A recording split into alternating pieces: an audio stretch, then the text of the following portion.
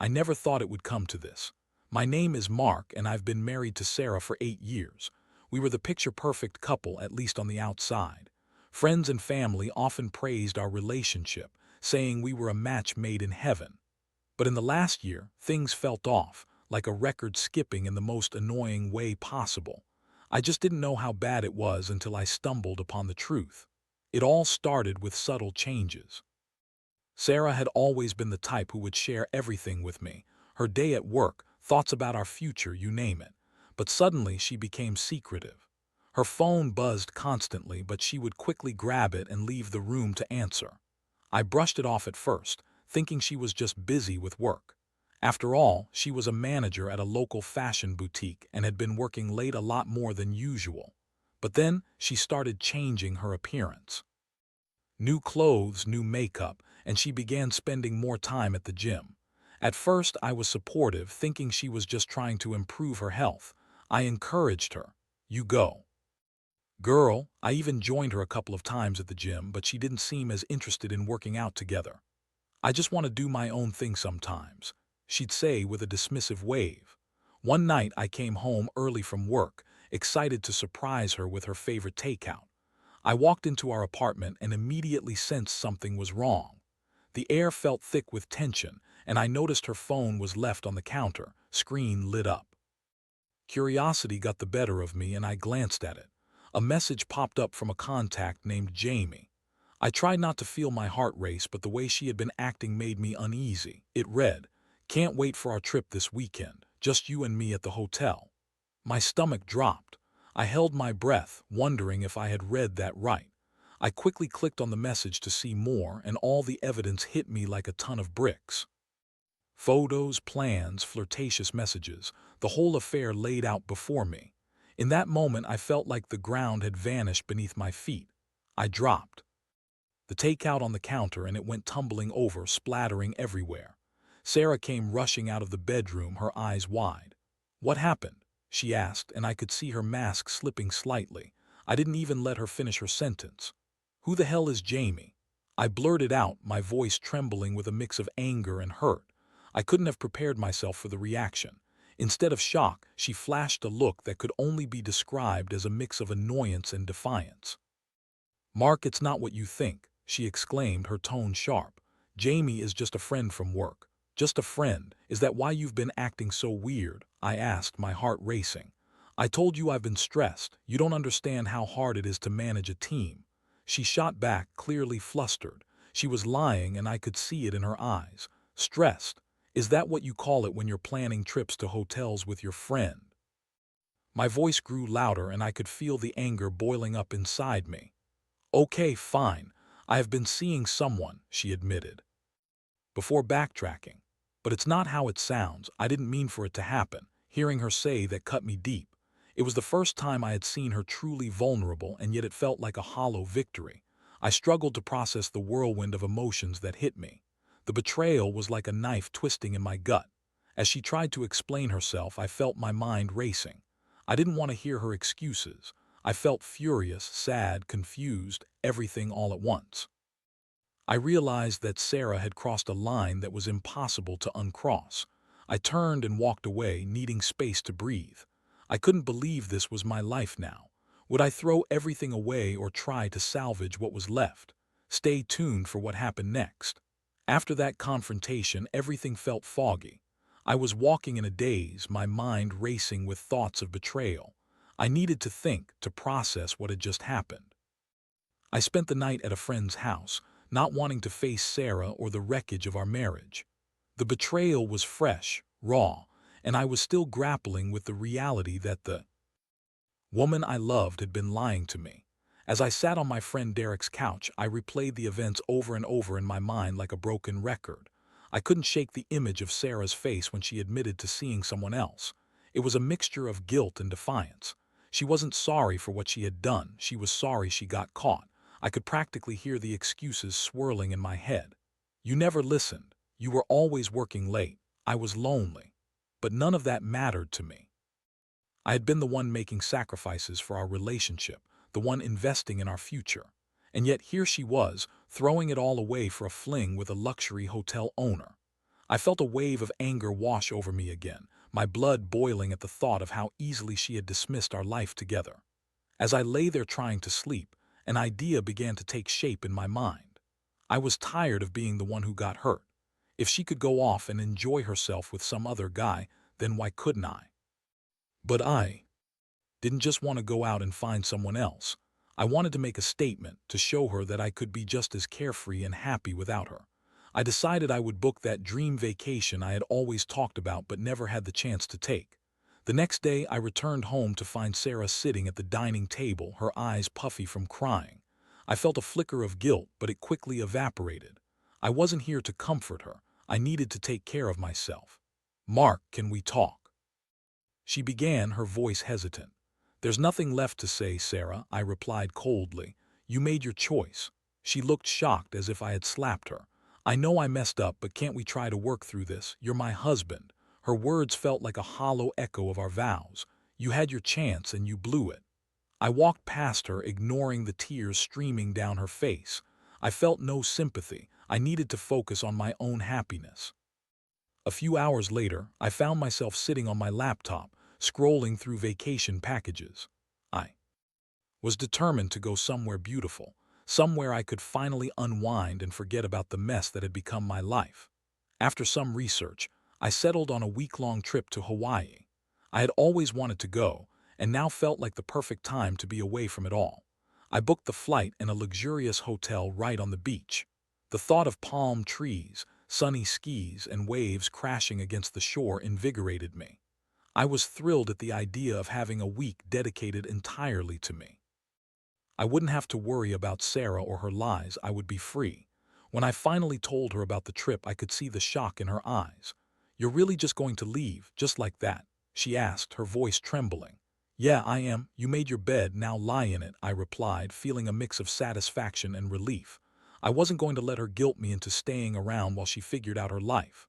"Mark, please, I'm trying to fix this," she pleaded, her voice rising in desperation. "Fix what? Your infidelity? You've made your choices, Sarah, now I'm making mine." The look on her face burned in my memory.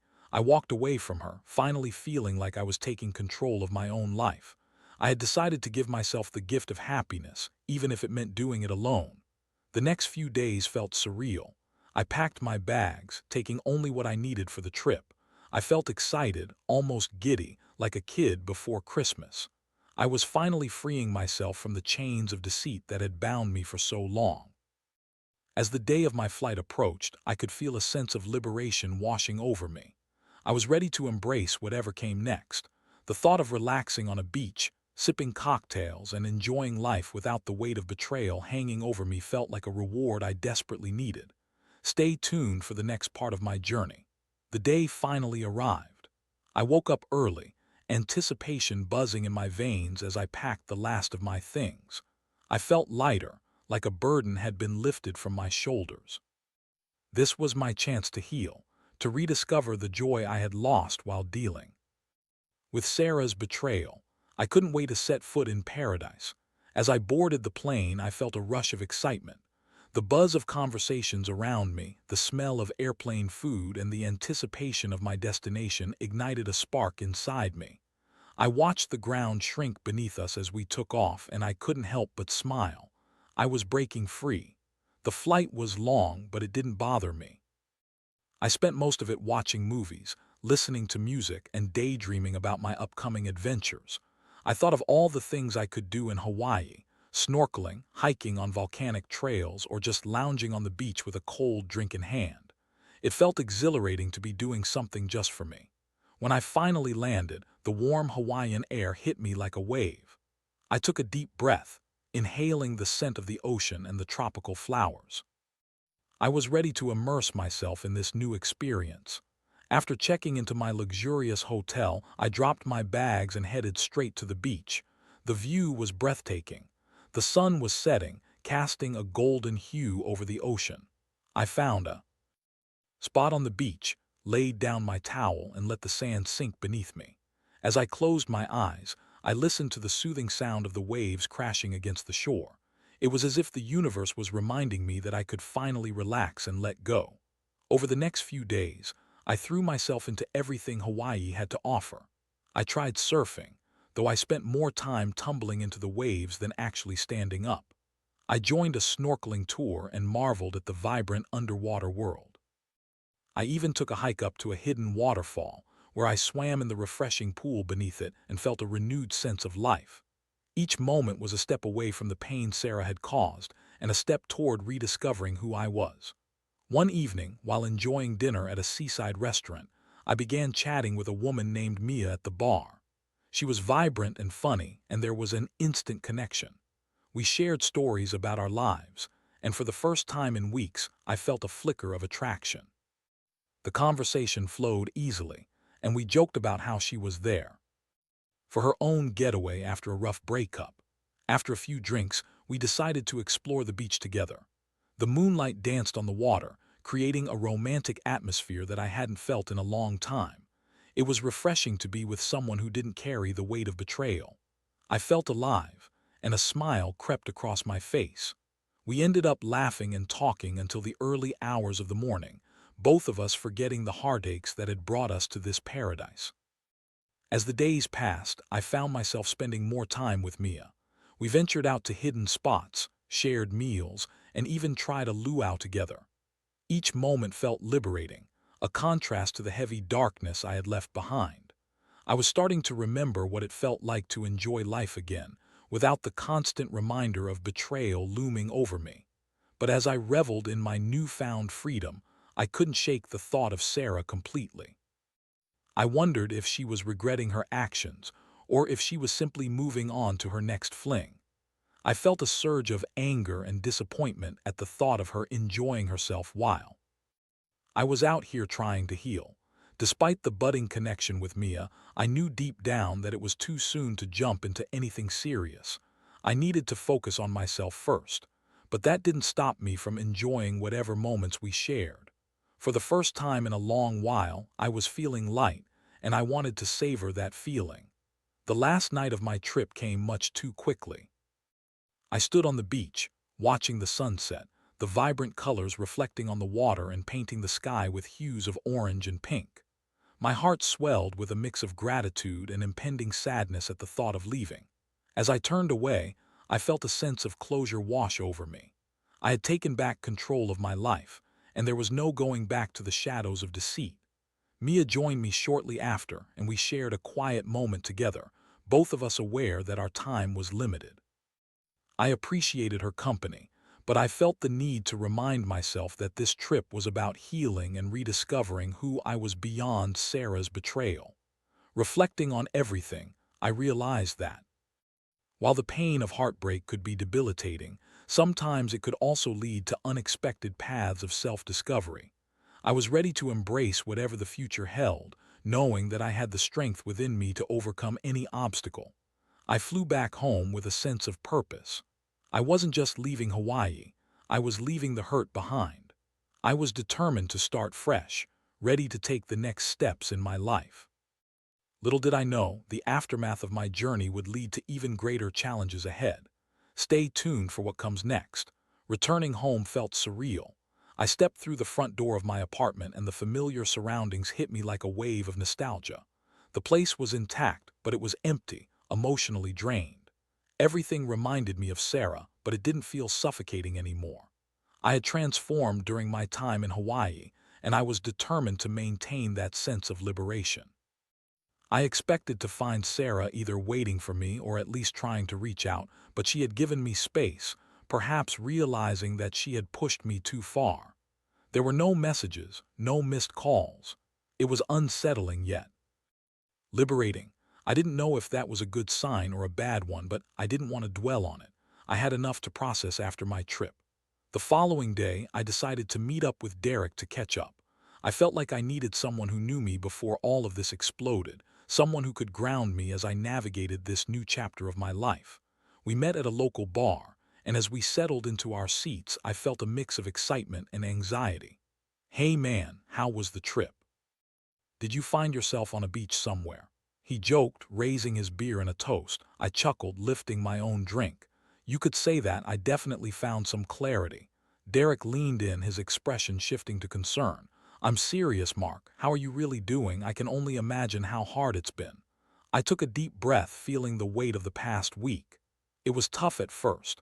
I confronted Sarah and she admitted to cheating. You know, the whole cliché. But I decided to take a vacation by myself. And man, it was exactly what I needed. Derek nodded, genuinely interested. You mean you didn't wallow in self-pity? That's impressive. I couldn't help but smile. I did a lot of soul-searching and had some fun too, met someone even, but it's not like I'm ready to dive into anything serious. I just needed to feel free again. Sounds like a solid plan, he replied, raising an eyebrow. So what's next for you? Are you thinking about ending things with Sarah for good? That question hung in the air like a dark cloud. I hadn't fully processed what my next step would be. I don't know, man. Part of me wants to just cut ties and move on, but another part of me feels guilty. We've been through so much together. Guilt. Don't let that be your guide. You deserve happiness too, he said firmly. If she's not willing to fight for your marriage, then you've got to look out for yourself. I nodded, though the thought of confronting Sarah again was intimidating. I didn't want to go back into that whirlwind of emotions, but I knew I had to. The next day, I mustered the courage to reach out to Sarah. I texted her, suggesting we meet up. A wave of anxiety washed over me as I awaited her reply, unsure of what to expect. When I walked into the cafe where we agreed to meet, my heart raced. I spotted Sarah sitting at a table, her expression unreadable. She looked different, vulnerable perhaps. The way she held herself seemed to convey a mix of regret and defiance. "Thanks for coming," I said, sliding into the seat across from her. "Thanks for agreeing to meet," she replied softly, avoiding my gaze. I could sense the tension between us. "I don't want to go in circles, Sarah," I began, my voice steady. "I need to know where we stand. You cheated on me. That's not something I can just overlook." "I know," she said, her voice cracking. "I messed up. I was stupid and I let temptation get the best of me. But I want to fix this, Mark. I really do. I've been thinking about it a lot, and I realize how much I've taken you for granted." Her words felt like a double-edged sword. Part of me wanted to believe her, but another part screamed at me to remember the pain she had caused. "You think it's that easy? You can't just say you're sorry and expect everything to go back to normal." "I get that. I know I have to earn your trust again, but I want to try. I've seen what life would be like without you, and it's awful," she pleaded. I took a moment to process her words. Part of me still loved her, the woman I had married. But I also remembered the sense of freedom I felt in Hawaii, the clarity I had found. "I need time to think, Sarah," I finally said. "I don't know if I can give you another chance right now." Her face fell, and I could see the hurt in her eyes. "Please, just give me a chance to prove I can be better. I'll do whatever it takes." I couldn't shake the feeling that this was a pivotal moment. My heart was torn between what we once had and the betrayal that now lingered like a dark cloud. It was clear to me that I needed to prioritize my own mental and emotional well-being. "Let's take a step back for now," I said, my voice firm but gentle. "I think it's best if we live our lives separately for a while. I need to figure out what I really want."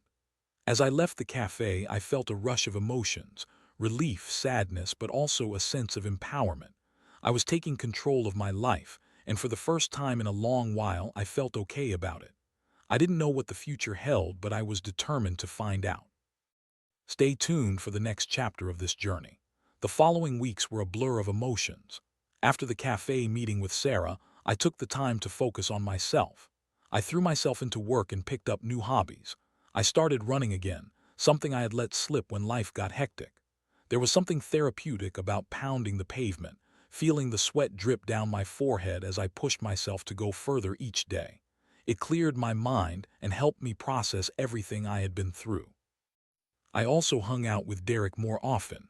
He had been a solid support system, and I appreciated his willingness to listen without judgment. One night over beers, he asked, "So, have you thought any more about Sarah? Is there a chance of reconciliation?" I took a sip of my drink, contemplating my answer. "Honestly, I'm not sure. Part of me wants to believe she can change, but another part of me knows I can't just forget what she did. It feels like I'm holding onto a thread that could snap at any moment." Derek nodded, his expression serious. "It's good you're being honest with yourself. Just remember, you deserve someone who will value you and your commitment. You don't need to go back to a situation that hurt you." His words resonated with me. I realized I needed to reevaluate what I wanted from life and love. I didn't want to jump into something new just to fill the void Sarah had left. I wanted to be sure I was making decisions from a place of strength, not vulnerability. As days turned into weeks, Sarah would occasionally text me, checking in to see how I was doing. Part of me felt guilty for not responding, but I knew that if I opened that door, even a crack, I might end up back in the same toxic cycle. I needed to maintain my distance, at least for the time being. One evening, as I was getting ready to wind down for the night, I received a message that struck a nerve. It was from Sarah, but this time it wasn't a simple check-in. It read, "I'm sorry for everything, Mark. I've been seeing a therapist and I really want to talk. I'm committed to making things right with you." I stared at my phone, debating whether to respond. The thought of her seeing a therapist didn't go unnoticed, but I wondered if it was just another ploy to get me back without truly understanding the gravity of her actions. I took my time before typing out a response, trying to remain calm and composed. "Thanks for letting me know. I appreciate you taking steps to work on yourself. However, I still need more time to think things through." Almost immediately, Sarah replied, "I understand. I just hope we can have a real conversation soon. I miss you." Her words tugged at my heartstrings, but I quickly reminded myself of the pain and betrayal. I couldn't let emotions cloud my judgment. I continued to focus on myself, spending time with friends and enjoying life. But then another unexpected turn came into my life. While out at a local cafe with Derek one afternoon, I ran into Mia. She was sitting at a table with friends and seemed just as surprised to see me. "Mark, I didn't expect to see you here," she exclaimed, her eyes lighting up. I smiled, feeling a rush of warmth. "Hey, Mia, how have you been?" "Good. Just enjoying the local scene. I'm back for a little while. How was Hawaii? Did you have fun?" "It was incredible, honestly. It opened my eyes in a lot of ways," I replied, feeling a little more relaxed. After a few minutes of chatting, Derek excused himself to grab us some coffees, leaving Mia and me to talk. The conversation flowed easily, and I found myself laughing more than I had in months. It felt refreshing to be around someone who didn't carry the weight of my past. "You seem different," she said, studying me. "More confident, maybe. I guess you could say that. I've had to make some tough decisions lately, but it's been a learning experience," I admitted, feeling a sense of pride in my growth. As we talked, I felt a spark, a renewed sense of connection that I hadn't expected. It reminded me that life was still happening and that I could still find joy after heartbreak. We exchanged numbers, and I felt a flutter of excitement as we made plans to meet up again. However, that night, as I lay in bed, I faced the internal conflict of where my heart truly belonged. I was starting to enjoy Mia's company, but was it too soon? And how would Sarah react if she found out? I wasn't ready to jump into anything serious, especially with the emotional baggage I carried. Despite the confusion, I felt a sense of hope. Maybe there was a path forward that didn't involve returning to Sarah, but also didn't dismiss the possibility of new connections. As I navigated this new chapter, I couldn't help but reflect on the lessons I had learned. Heartbreak had a way of transforming you, and while the journey was painful, it also offered a chance for growth. I was learning to prioritize my own happiness, and that was a step I was willing to take. Stay tuned for the conclusion of this journey. As the days turned into weeks, I found myself walking a fine line between the past and the future. Mia and I had met up a few more times, each encounter revealing more of her vibrant personality. She had a way of making me laugh, and each time we spent together, I felt the heaviness from my past begin to lift. It was almost as if I were shedding layers of pain, and I welcomed it. But then there was Sarah. She hadn't pushed me for a meeting since that last exchange of texts, and I could sense her frustration. She knew I was moving forward, and I could feel the weight of her guilt pressing down on her. One evening, I was caught off guard when she showed up at my apartment unannounced. I opened the door to find her standing there, looking small and vulnerable. Her eyes were red-rimmed, and I could see that she had been crying. "Can we talk?" she asked, her voice shaky. I hesitated for a moment, unsure of how to respond. I had worked so hard to create this space for myself. The thought of diving back into our complicated mess was daunting, but there was a part of me that still cared. Okay, but let's keep it brief, I replied, stepping aside to let her in. We sat on opposite ends of the couch, the air thick with unresolved tension. I've been seeing a therapist, she began, her voice barely above a whisper. And I've realized so much about myself and my actions. I understand now how my choices affected you. I crossed my arms, trying to maintain my composure. You really think that changes anything, Sarah? You hurt me, you broke my trust. I know. I'm not asking you to forgive me right away. I just want to explain why I did what I did, she pleaded, desperation creeping into her tone.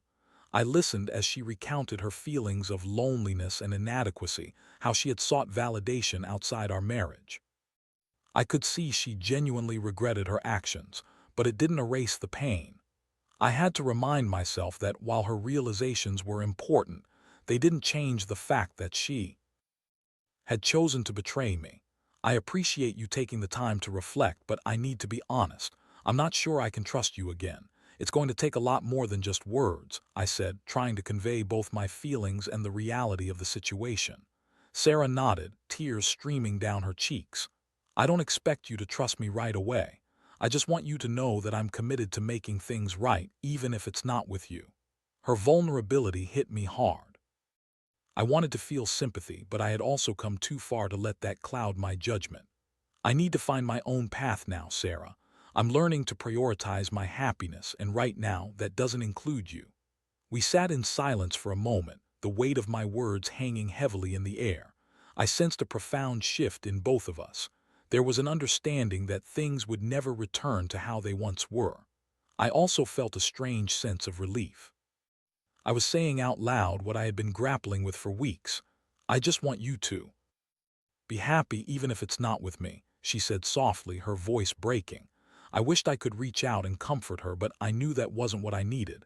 I needed to maintain the distance I had created. Thank you for saying that, I replied, feeling a mix of sadness and closure. I hope you find what you're looking for.